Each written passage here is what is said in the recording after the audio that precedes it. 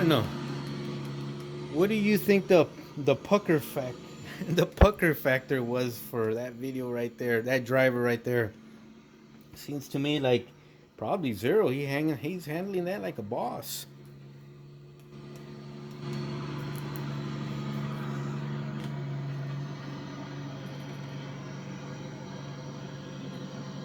Let the hills begin.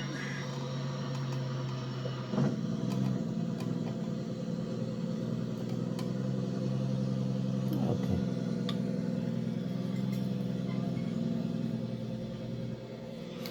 So before I lose you guys, let me show you the other side of the motor and see how it came out. I've already done this side, and it's already started to dry. What do you guys think? Of course, I wasn't filming here. I was just watching videos, drinking coffee, and taking my time.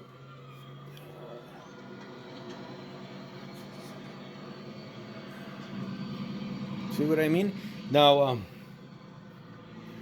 you can see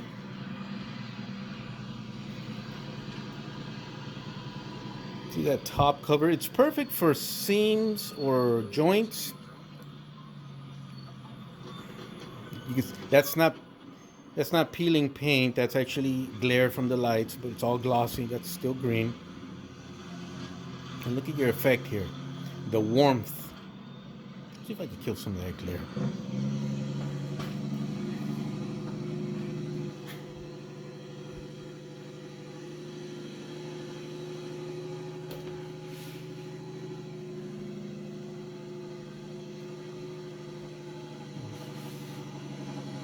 Yes.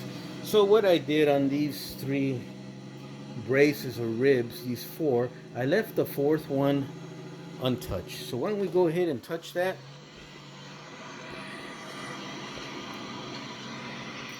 And actually, the farther back we zoom away, I think we'll probably get a nicer view of it.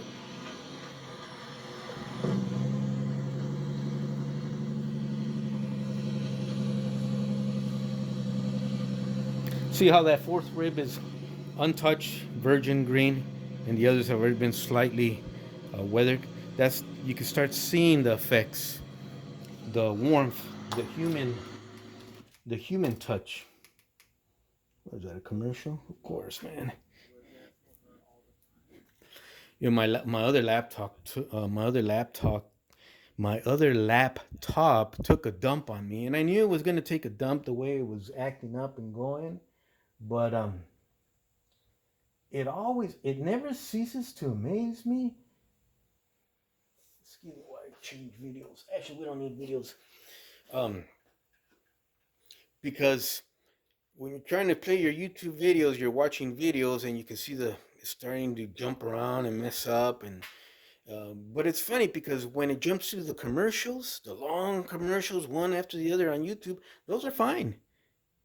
But it goes back to your YouTube movie, whatever you're watching, and it's all herky jerky, messing up. Just like when you can't load a computer. If for some reason you can't get an internet signal or something and it's just not loading, it's spinning. But when it gets to the commercial part, those load fine. Those are perfect. When commercial's over, it's spinning, trying to find you service, or your connection is not correct, or you know, error 504 or 405, whatever the hell that one is. I've always wondered about that. So we're gonna touch. I'm doing this left-handed, and that's the worst thing I can do because I'm not left-handed. Let me jump on the other side of the camera so we can start doing our magic. Let me put more white mineral spirits in the bottle cap.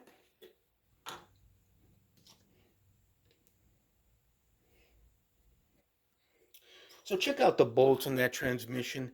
On the other side, maybe I took off too much, but here it was just right. And check out how that looks. Check out without looking at the bolt heads, check out the actual flat surface of the transmission housing itself and how it's taken on the color of the black in a very warm light see-through effect. and you could still see the virgin paint the way she came right about there. We'll fix that up too when we get to there. So let's have a little bit more fun. How am I gonna do this? Let's do it like this. Okay, gentlemen. Okay, my fellow COVIDians, let's go ahead and start doing this process all over again. So I'm dipping it off camera in the mineral spirits, just the tips. I clean it off on my little tissue there, and I come back down here and wipe. I guess we can wipe this down. There's different ways for different surfaces in the what you're trying to achieve. Let me see. Let's play my new tank video. Incidentally, that Sherman tank I'm restoring, that little Dragon model, I'm having a blast doing that. I'm gonna get back to armor modeling too, I guess, because I'm working on this Freightliner dump truck. My time will be limited, so maybe I'll just do like restorations for right now. I'm still debating or toying with the idea of, can you guys see that? No. Maybe if I do it upside down.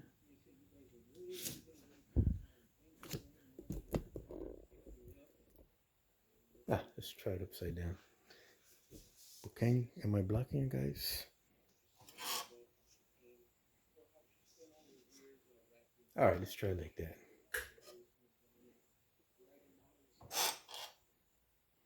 Okay, I'm still debating whether, not debating, I'm actually going to try and build in 1/25th scale an actual, I'll use AMT components also, but I'm going to try and build a Freightliner cab out of all metal. And B&R mentioned something about wall thickness and there has to be a compromise. And he's absolutely dead right.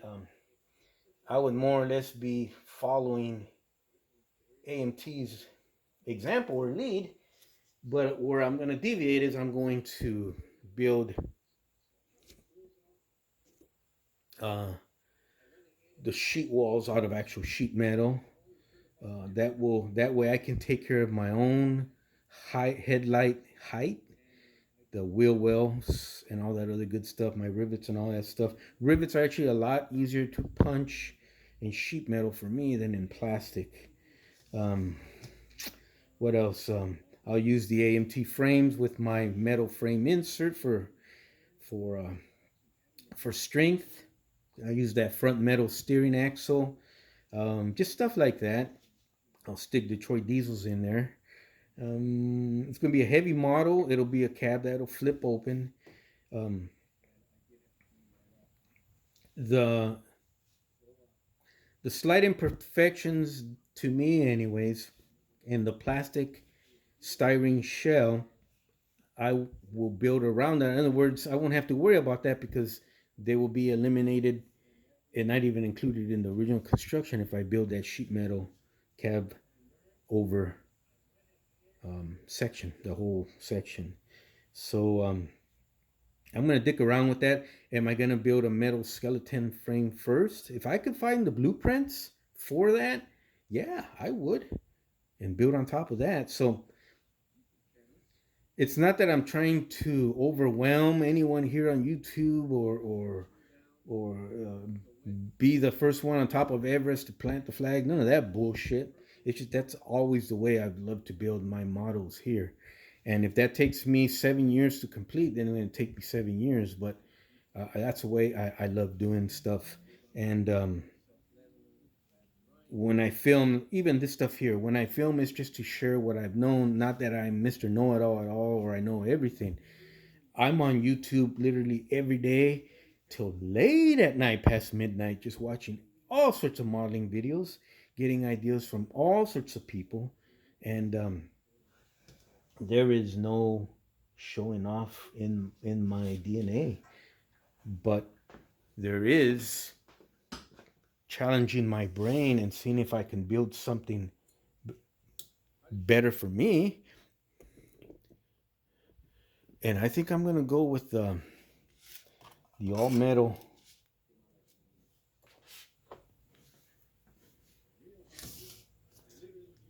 Freightliner. So what do you guys think?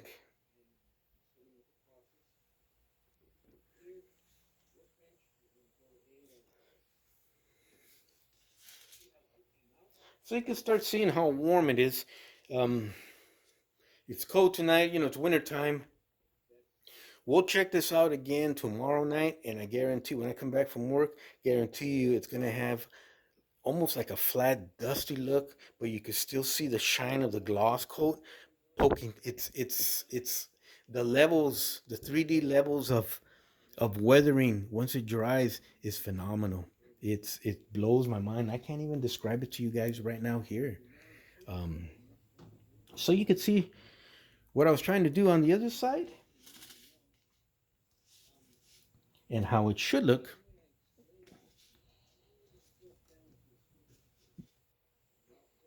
once it dries.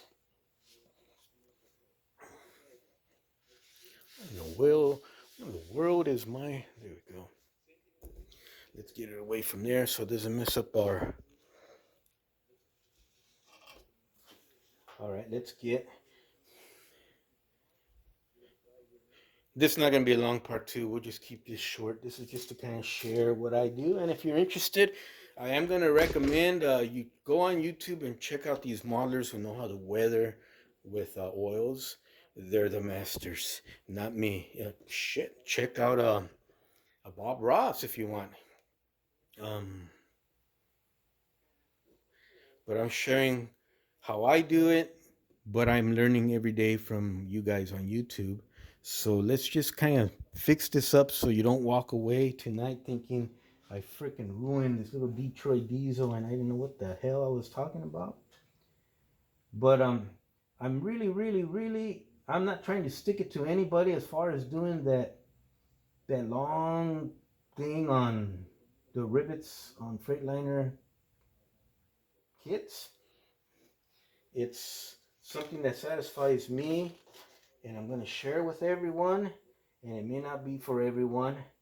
And definitely it's not going to be for a beginner. But one day, or someone else may come up with the ultimate method. Who knows? Maybe one of these days, one of these young fellows here is going to come up with the cure to solve everything as far as that AMT cab over. Uh, Little tiny sweet imperfections. They're not factory defects. They're sweet little imperfections, compromises, that had to be done for the marketplace. But how do we know Michael Cook, inventor of the Cook Bar, isn't going to come up with a new method? Huh? How about that one? Guy's a genius. The whole time me and Tom were right here thinking that Michael Cook, just sitting there on the fence, just eating peanuts and hot dogs and watching the game. But nah, the dude's got a engineering brain on him. Oh man. And to my buddy Mopar Nut 62, you see I did a video on your Tortuga there, boy. We fixed the busted off head and we did a video just for you the other day when it was freezing in the morning.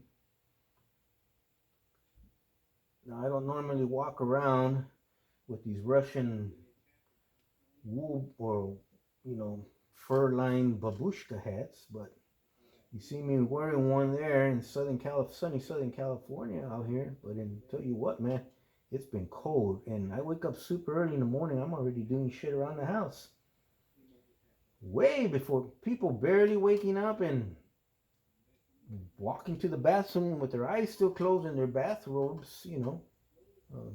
They haven't taken their first piss yet in the morning, and I'm already done with all sorts of stuff. But it gets cold in the morning. I used to tell my friend Roger, he would get to these big train shows. We go to all the train shows, the big ones, all around the country. Buy all sorts of stuff, tons of it, right?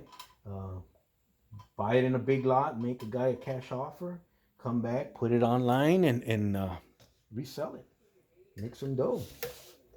Why not? Why, right? Why wouldn't I? But and that pissed people off too.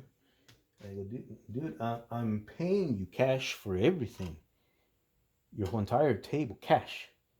I could write you a check and nitpick only certain pieces like everybody else does at these shows, and then when you get home, the check bounces. Because that's the name of the game at these shows now. That's why I don't go anymore. I stopped going. I don't like thieves. And they're not thieves like what you see in an alleyway with their face covered and they stick a gun in your ribs and they want your wallet. Nah, these are thieves who advertise that there's these big shot, model collection liquidators or auction houses. You know what? Or they were your friends and now they got that little side business that when you die, I'm gonna liquidate your thing. Or they're the hobby store and then you go give them your collection to resell because you're going to be leaving the hobby or you're dying or you're getting old, and they want to pay you with hobby store bucks. They want to lowball you still and still pay you with hobby store bucks. Well, that's fine. They're in a business. That's how they make a living. But you have to know that. And same thing with these big auction houses and stuff like that. You know how much they charge commission to an auction house to sell your collection? Do you guys know? Have you guys experienced these big auction houses out there in Indiana and stuff and back in New York and shit? When I tell you the number, you're going to poop in your pants, man. The good ones charge close to 80%, but it's between 60 and 80% commission for every piece they sell of yours. 60 to 80% commission. I know because I was in that business, but I didn't do that. I'm going to come up to you like these guys that will buy your house cash, on sight unseen, just hand you the cash. That was me. I'm going to buy your whole table of crap, and I'm going to hand you $5,000 cash, and then you're going to get mad because I turn around on eBay? Well, screw you. Why don't you sell it, you whiny sack of crap? But that's the kind of shit that drove me away from model railroading. I got involved with the business side of it, and at one time the business side of it was all gentlemen. I'll tell you what, man, I sold some big collections. I made some great money. Not once, not once. I sold small collections. I sold medium collections. I sold my collection. Not once, not once in the 30 plus years doing that. Not once did I ever sign a contract with anybody. It was all a handshake, and everything I sold got paperwork, and I didn't pay him with a check. I gave him cash. We looked like drug dealers. We'd meet in a parking lot at Denny's. Whenever I sold stuff, like for Don Miller, my good friend Don Miller, rest in peace. That's another good friend, just like Ed Campbell. And these wonderful people I grew up with. And when it was time, they had to sell their stuff because they knew the end was near. Here I come, and they can trust me, and I give them the cash. Everything worked out great, man. And then, so I started getting bad vibes at these shows because I'm making a great living. I was advertising online, and eBay, all that good stuff. And now they're pissed off because I paid them cash for their whole collection. Way more than an auction house would have gave them. Way more. And cash in hand, and took everything, including their crap. They didn't have to lift a finger. Did everything for them. And there were collections I bought that were worth well more than $5,000. And now I'm getting this shit from them. Well, MFer, you should have never... Why in the hell did you go to a show and put this stuff on your table for sale anyways? And when I come by, you're saying, hey, you ought to take the whole thing, man. Make me an offer. Well, I made you an offer and we made a deal. Why are you crying now?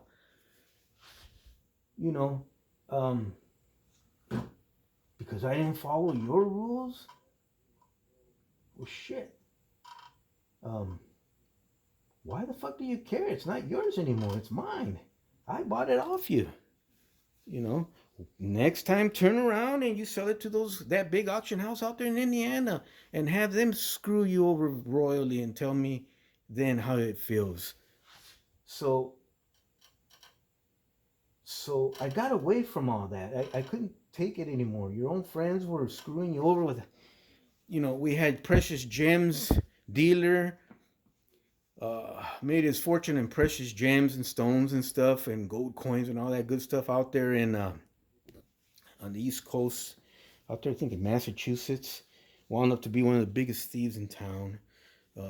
Notice I'm not mentioning any names. If I ever see that son of a bitch, man, I got something to tell him.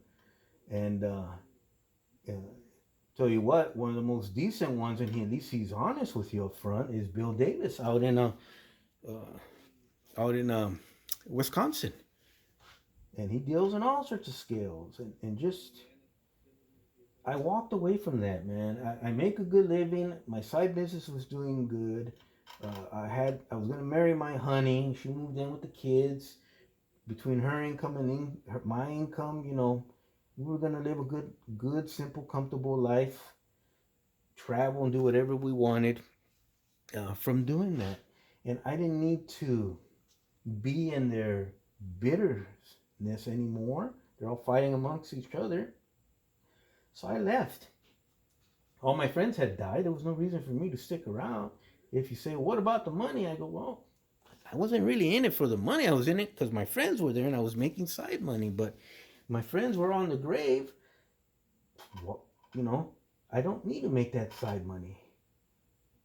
So don't get me wrong, I had a lot of fun, man. Holy smokes. Think about it. A young man in his 20s, in his 30s, in his 40s. Good job, brains, traveled everywhere, stayed in nice hotels with his friends. You can imagine now the shenanigans we got into. Absolutely, man. I had a blast. Tell you what, there's a certain Amtrak train from Los Angeles to Chicago that will remember us forever. so so we get on this Amtrak train at 9 o'clock at night in Fullerton, heading out to Chicago, big train show. And right about the second night, this is about 2 in the morning, 3 in the morning out there in potato country, out there in Idaho somewhere. Iowa. Park City, Iowa, I think it was called. Parkland, Iowa. Nothing but cornfields. Train stops in the middle of the night. Middle of the night, out in the middle of nowhere, nothing but cornfields at a dirt crossing with no crossing gates, nothing. It was one of those just posted crossbucks, no lights, no nothing. The train stopped, conductor laid out flares. Freezing cold in March out there. And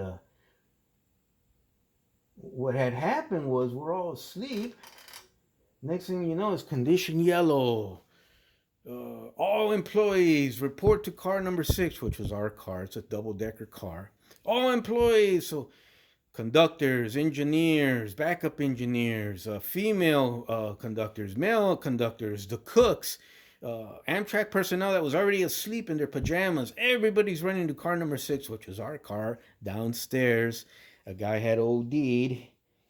Well, a guy had shot up, I guess, with heroin, and he started grabbing all the women and doing, stuff he shouldn't have been doing with them. And the women were screaming, help, help. So they didn't know what the hell was going down. It was condition yellow or condition red. All hands, car number 6, swarm and storm. He sees this. He sees this wave of Amtrak personnel coming down the stairs to get him. He runs. They got all sorts of bathrooms with locking metal doors down there.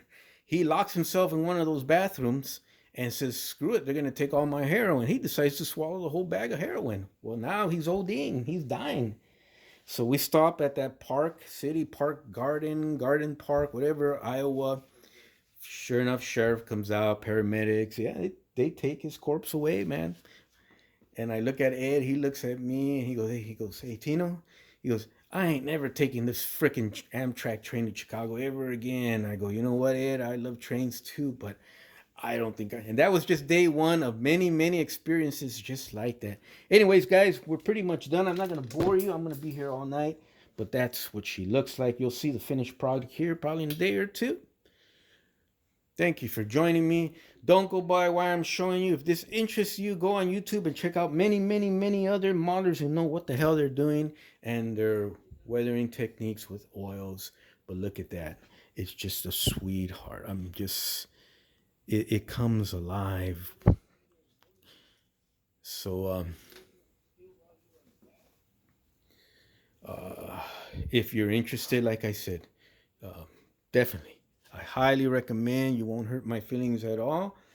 Uh, I still have a lot of cleanup. Still got to do the home order and then add little browns here and there and the lighter color also here and there. And she's gonna look like $1,000,000. Like I said, check out my videos on the Freightliner dump truck project. They're gonna be spread out a little bit more over the holidays because I'm gonna be filming the rivet and roof detail thing.